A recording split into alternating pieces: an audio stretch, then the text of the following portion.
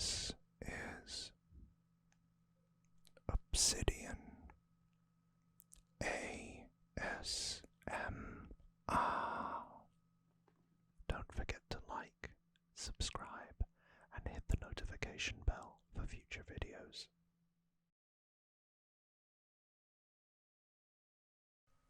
Hey everyone, and welcome back to Obsidian ASMR.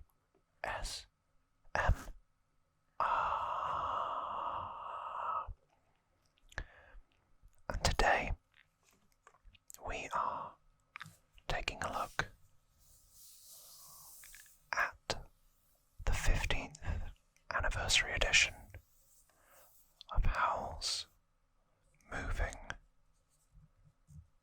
Castle, a film by Hayao Miyazaki,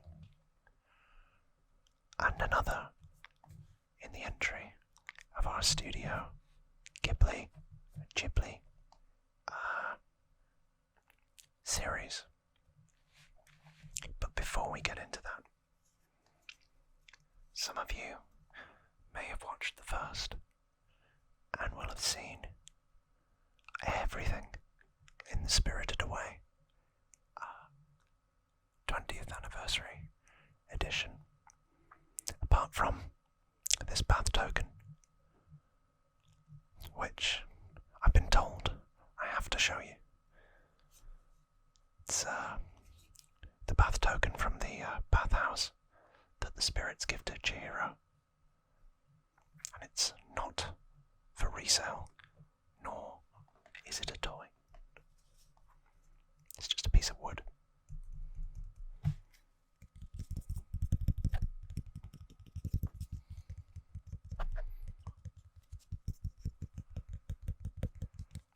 Makes an okay noise. But yeah, this is being used as a bookmark.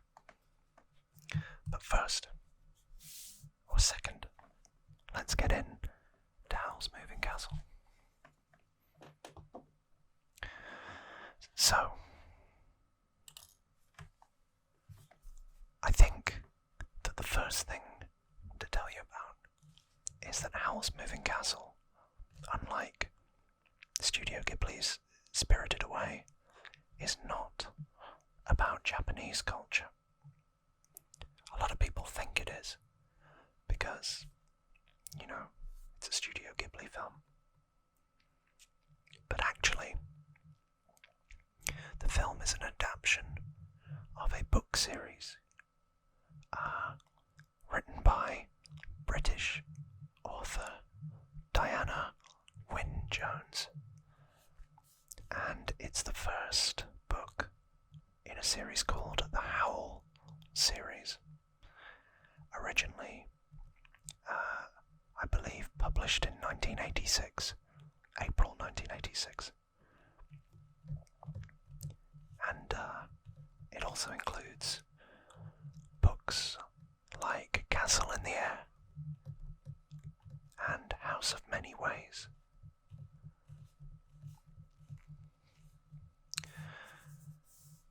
So, it's one of those rare occasions where Studio Ghibli has been entranced, I guess, by culture from another part of the world. And I think this is the only film adaptation of the book. But it doesn't go into as many details, I guess, or the lore that you could get in 3 books. But that's okay. So, this is the eponymous Moving Castle. Let's take a look inside.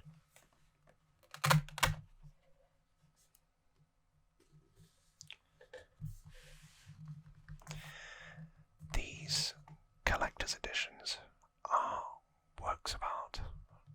They really are. So are the movies, ironically. So, we get a book, The Art of Howl's Moving Castle, with the castle. We also get 2 coasters.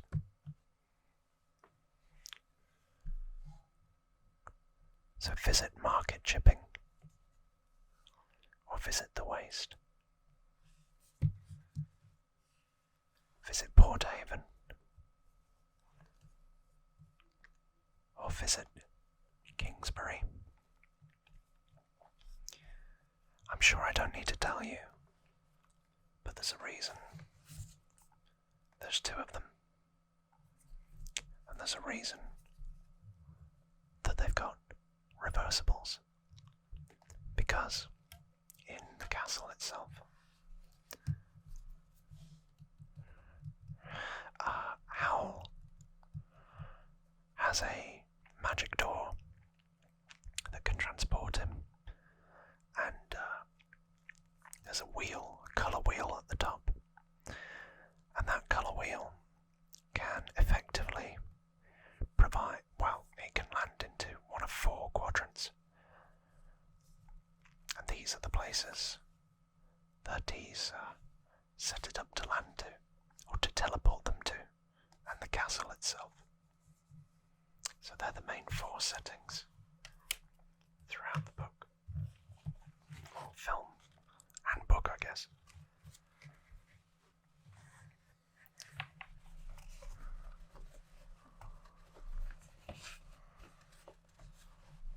So you get this lovely drawstring bag with a Howl's Moving Castle 15th anniversary print. And then you also get a full movie poster, which I can post a picture of it in the comments below if you want to hear it or see it. I'm not talking well today. And the typical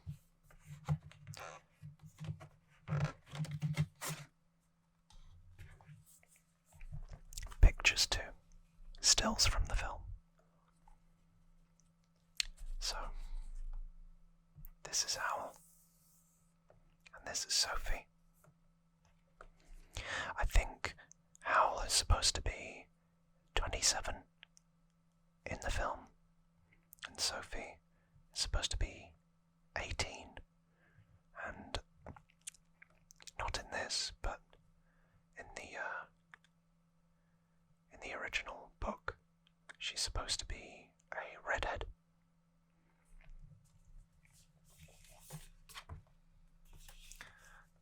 This is the dog, the witch's dog, appearing in a witch's orb. There's a very picturesque and beautiful view of the castle in the Highlands, which is brilliant. Again, the artwork for this is so phenomenal. No, the dog is the witches, isn't it? This guy, spoilers, but you've had 15 years to see the film, so it's hardly news. This is actually a missing prince who's been turned into a scarecrow.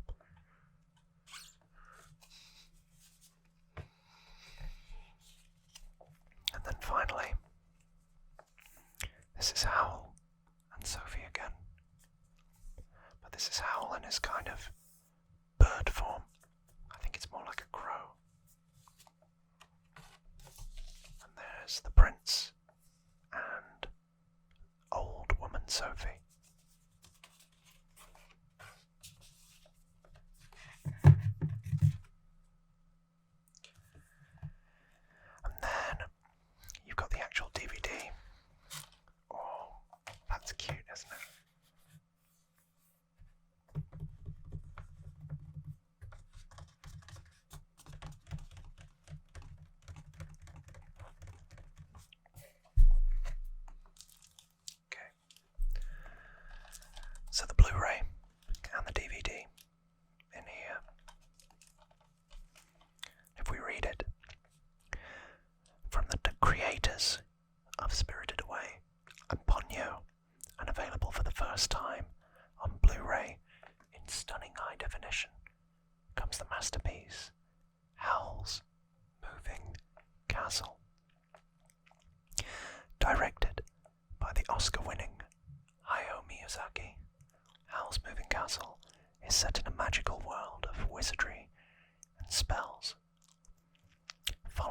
adventures of Sophie and her incredible odyssey to lift a witch's curse, whilst being swept off her feet by the handsome and mysterious wizard Howl, who offers Sophie refuge in his magical moving castle. Based on the popular book by Diane Wynne Jones. See, I told you. The English language version features the voices of Gene Simmons, Christian Bale, Lauren Bacall, one of them, Blythe Danner, Emily Mortimer, Josh Hutcherson, and Billy Crystal. So Billy Crystal plays the character of Calcifer. And if you know the Arnold Schwarzenegger film, Jingle All the Way, he also plays the dad of, or the neighbour who's trying to get with Arnold's wife in that. Christian Bale.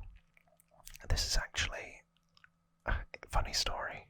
He watched Spirited Away and he contacted Hayao Miyazaki and Studio Ghibli and said, for your next film, I want to be in it and I will play anyone, any role.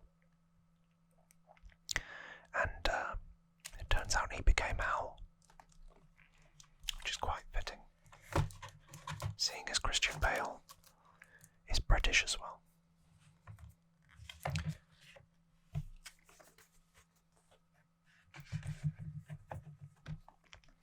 Another little crossover for us, because you know I'm a Batman fan. So Christian Bale, not only is he Batman and Howl, but he's not the only Batman that's popped up in Studio Ghibli's world. The original movie Batman, Michael Keaton, voiced the English version of Porco Rosso, which, if you guys like these, we can talk about in the future. Spoilers.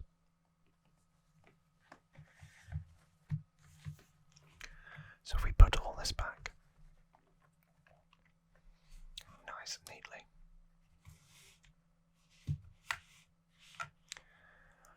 then we can take a look in this book. Give me 1 second. Okay. So, the film came out in 2004. And it was the follow-up. There's Howl. And there's Calcifer. Sorry, it was the follow-up to Spirited Away, which is quite interesting, because these two films are often thought of as the two best Studio Ghibli films.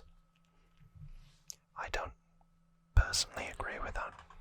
I think there are some others that are very sweet, and one that I've actually named my cat after.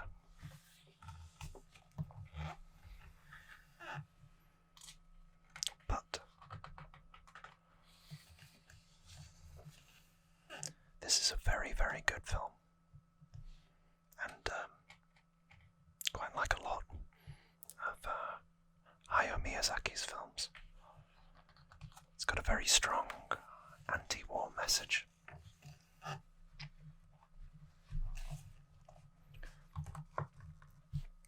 So, Howl's Moving Castle is set in a world conceived by the late 19th century European neo-futurist painters, where magic and science coexist. One day, a witch of the wasteland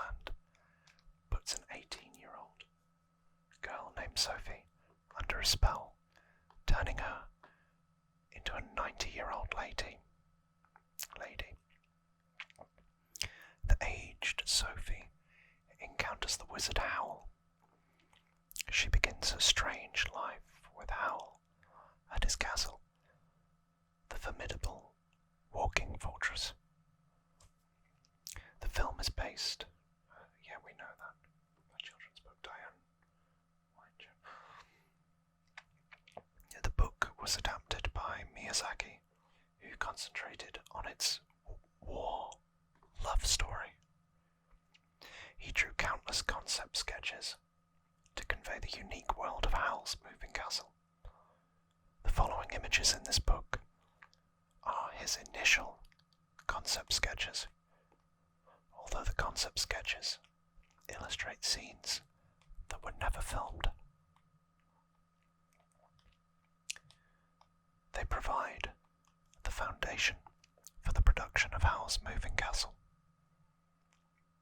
Before its nationwide release in Japan, Howl's Moving Castle premiered as the first Japanese animation entry at the 61st Venice International Film Festival in 2004, where it received the Golden Osella Award.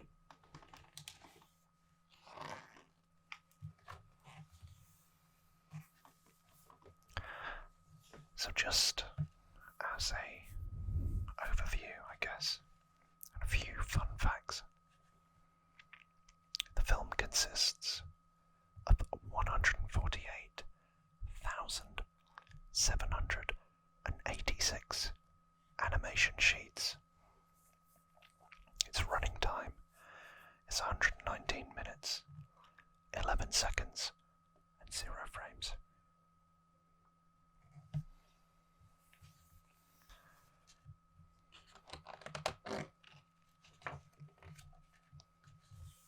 God, that's gorgeous.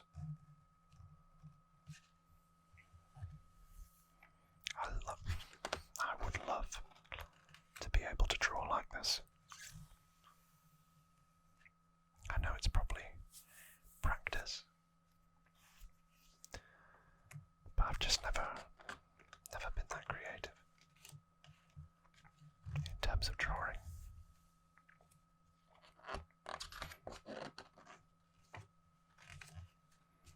Oh, here are some of the original storyboards.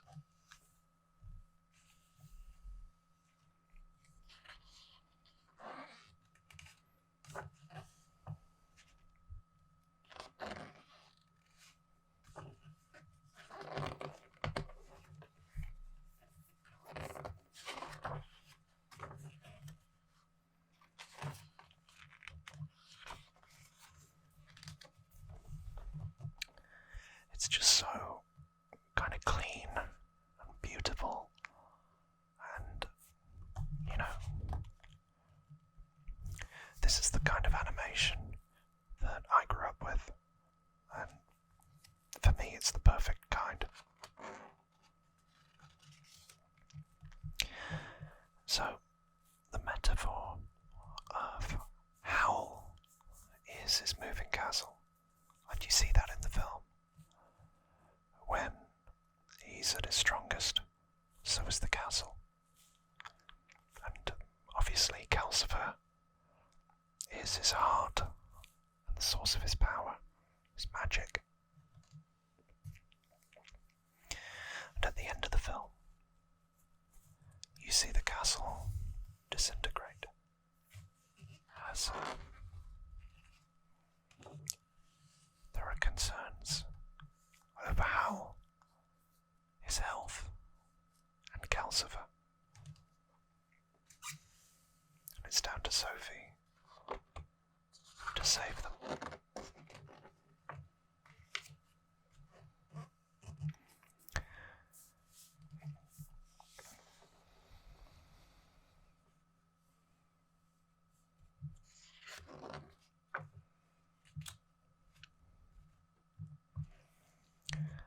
Sophie always comes across, to me anyway, as a very modern woman.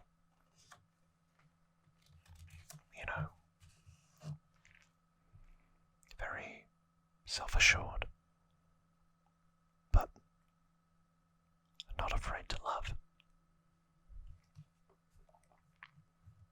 quizzical but whimsical, stern when she needs to be, but maternal.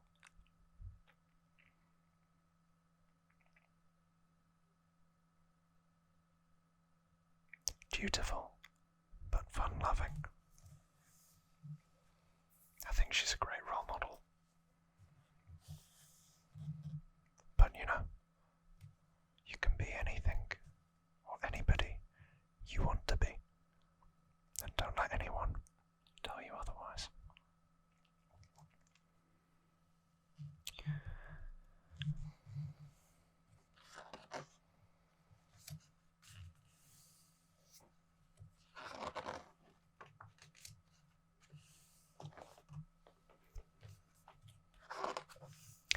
You see, I look at this and I think of Dubrovnik in Croatia, which was used on Game of Thrones as King's Landing and House of the Dragon.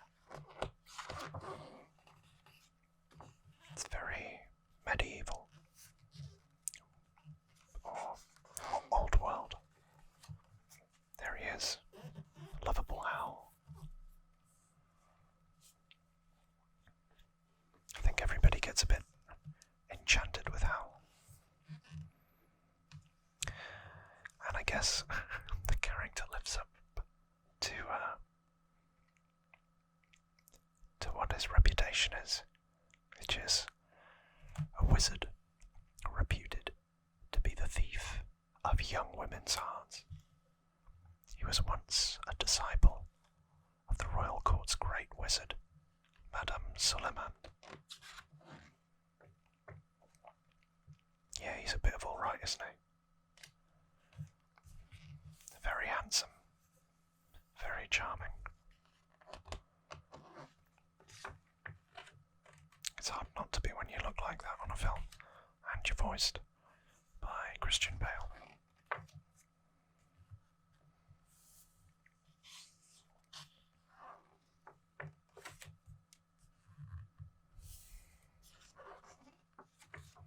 Let's see if we can find some other juice. Ah, here we go. So the Wizard of the Waste. So, seduced by evil ways, this once great sorceress turned into a wicked witch. She hates Howl for abandoning her. After he rescues Sophie, the witch puts a curse on her.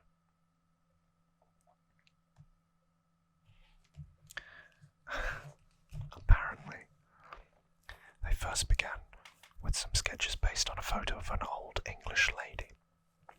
It became obvious she wouldn't be very appealing if she only looked scary. Following Miyazaki's request, they made her look more, quote-unquote, erotic in her character design by drawing a full-bosomed, voluptuous woman.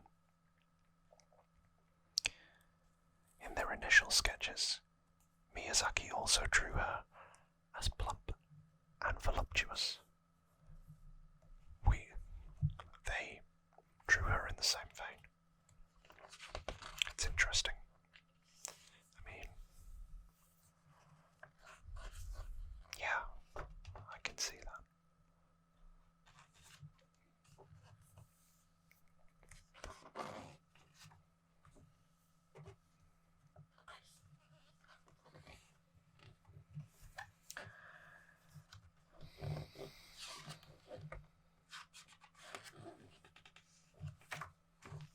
So the scarecrow turnip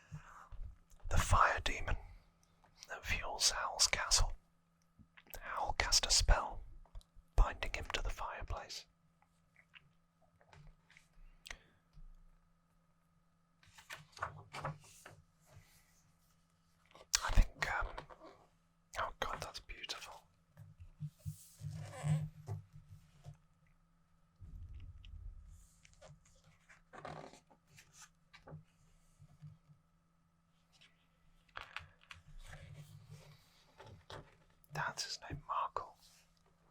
Disciple of the wizard Howl. He's still a child, but he looks after the castle for his master, granting his customers requests for spells and magic. He puts on a beard to make himself look more ancient. Yeah. Looking like that.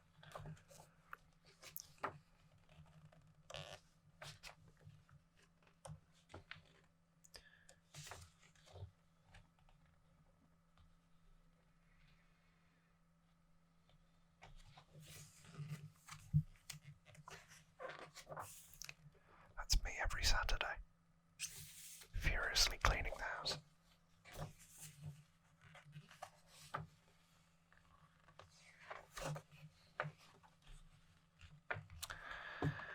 So there's the bird owl. And apparently it resembles a swallow in the storyboards, so we made him fly like a sparrow. It wasn't really featured initially, but once Miyazaki saw the character designs, he said, "This is too good," and proceeded to add more bird scenes. In his final version, he had a rooster's neck, glided like a sea ray.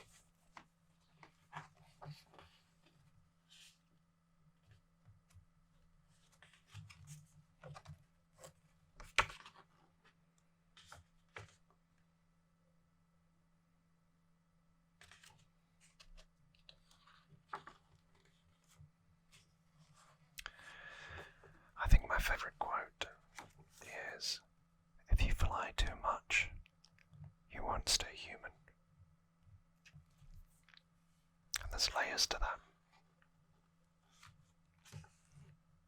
I guess what I'd say to you is, I wish each and every one of you success in your lives and happiness, whatever form that takes.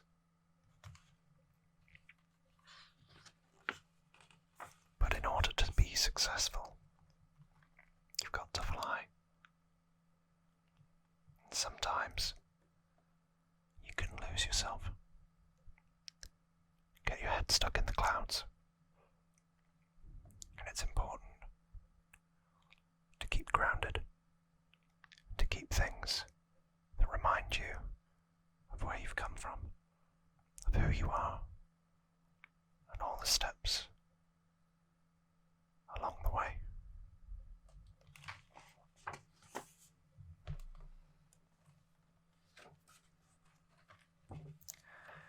I could go on and on about this. There's Suleiman.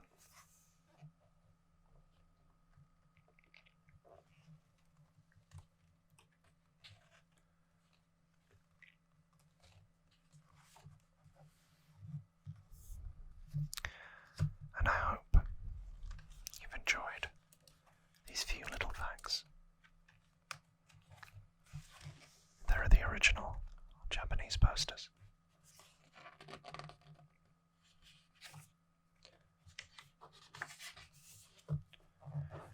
Quite like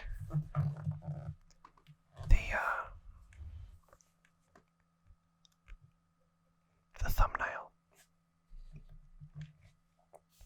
I'll leave you with this image. Thank you for coming and exploring this 15th anniversary edition of Howl's Moving Castle. I strongly recommend you go and watch it if you haven't. Or hey, why not go watch it again? Thank you so much for spending your time with me. And if you've enjoyed the video, and you're still awake, please drop a like, comment below what you liked about this, or what you'd like to see next. I'd love to hear from you. And if you'd consider it, please subscribe. I wish you all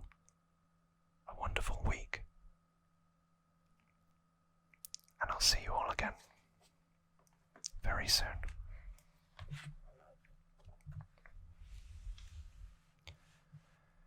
Thank you. And until next time, catch you around, everyone.